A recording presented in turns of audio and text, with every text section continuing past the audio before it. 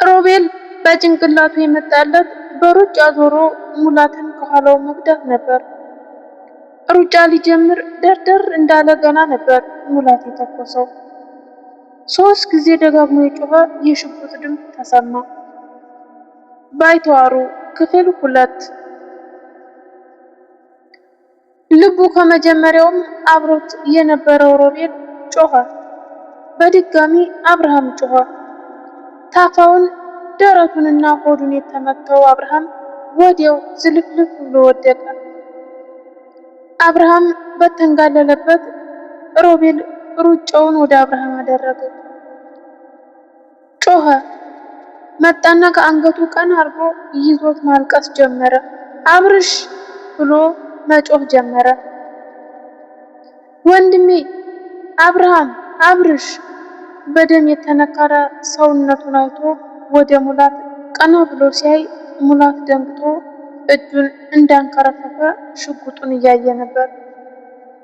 ምንድነው ያደረኩት? አለ ሙላት ለራሱ። ሮቤል አብርሃምን ተመለከተና እያለቀሰ አብርሃም ምንም አትሆንም፣ እሺ በእናትህ ምንም አትሆን፣ ኧረ ሰው የሰው ያለ እርዱኝ ብሎ መጮህ ጀመረ። ያኔ ነበር ሙላት ሽጉጡን ጥሎ የሮጠው። ቀስ ብሎ በሲቃ ድምፅ ሮቤል አለው አብርሃም። ሮቤል እያለቀሰ አንዴ እሱን አንዴ ወደ መውጫው መንገድ ይመለከታል። በኃይል ድንጋጤ ይተነፍሳል፣ ይንቀጠቀጣል። የሚያደርገው ጠፍቶት ግራ በመጋባት ላይ ነበር። አብርሃም ቀስ ብሎ ማውራት ቀጠለ። ስማ፣ በጣም ጠንካራ ሁን። ይህች ዓለም ላይ መቼም ቢሆን ደካማ አትሁን። ሰዎች ስለሚሉት ነገር መጨነቅ አቁመህ ያመንክበትን እየሰራህ ኑር።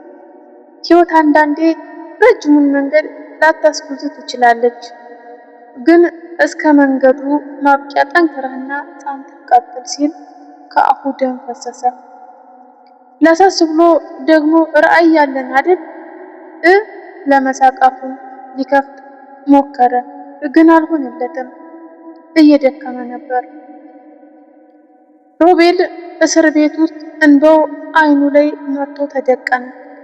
ለማልቀስ ፈልጎ እንባውን ውጦ ለማስቀረት ይታገላል።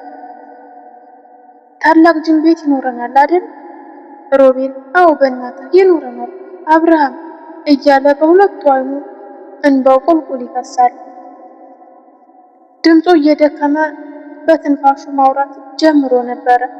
አዳምጠኝ፣ አቶ ተካልኝ ይወዱሃል። እነርሱ ጋር ለመስማማት ሞክር። ተስማማሽ? ደግሞ ሄራን። ንግግሩን ሳይጨርስ ወዲያው ሰውነቱ ራሱን ለቆ ተዝለፈለፈ። አይኖቹ እንደፈጠጡ፣ ከንፈሮቹ እንደተገጠሙ፣ ነፍሱ ከስጋው ተለይታ ሄደች። ደግሞ ሄራን ምን? አብርሽ አብርሽ አብርሽ!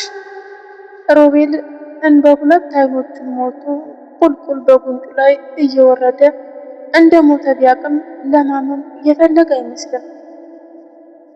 ሰውነቱና መላ አካላቱ ተለዋወጠ። አይኖቹ እየተቅበዘበዙ አብርሃምን ከጭኑ ላይ መሬት አወረደው። ሰዎች ገና መሰብሰብ እየጀመሩ ነበር።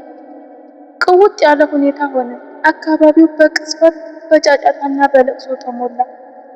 ቦታው የሰዎች ጫጫታ፣ ወይታ፣ ለቅሶ ያሰማል፣ ግን አይታየውም። ሽጉጡን አንስቶ በብዥታ እየተራመደ ወደ ወደቀው አብርሃም ሲመለከቱና ሲሄዱ ሮቤል ከግቢው ወጣ።